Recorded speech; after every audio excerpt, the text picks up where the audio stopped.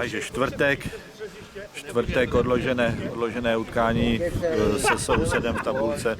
Vlastně Trutnov 13. mý 12. 3 body nás dělili, tak řeknu, že tady v tom utkání šlo o hodně.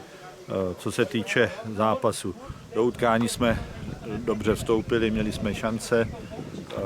Bohužel zase dali jsme jenom jednu, s tím se potýkáme, jakoby řeknu už teď další dobu, řeknu třetí zápas, kdy neproměňujeme ty nejvyloženější šance, ale od toho gólu tak šla ta hra dolů a myslím si, že srdce diváka od ty 30. minuty první půle, že moc neplesalo, že to bylo trošku bída, když si spočítám jenom takový ty ztráty, že to jenom mám nahrát na 5 metrů, tak prostě takových těch chyb tam na můj vkus bylo hodně a pak se z toho stane takovýhle maglajs, kdy pak najednou oni vlastně chyba vyrovnání 1-1, potom krásná střela 1-2 prohráváme, klepem se, aby jsme to tady aspoň zremízovali. No.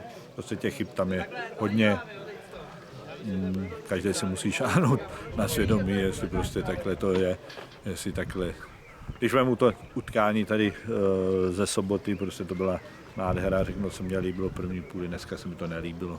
Od 30. minuty prostě to byla jeden děs. Takže je trenér na čem hodně pracovat, jo? Bude videorozbor. Co se týče tohohle, tak je hodně na čem pracovat na tomto utkání. A nevím, rozbor, mám tady 4, 2 z úplného základu Ačka, pak nějaký, řeknu, 2 ze širšího Ačka, stejně to nezlomím. To je dobře, nechám to na vás. Jo. Na managementu. Díky, čau. Děkuji.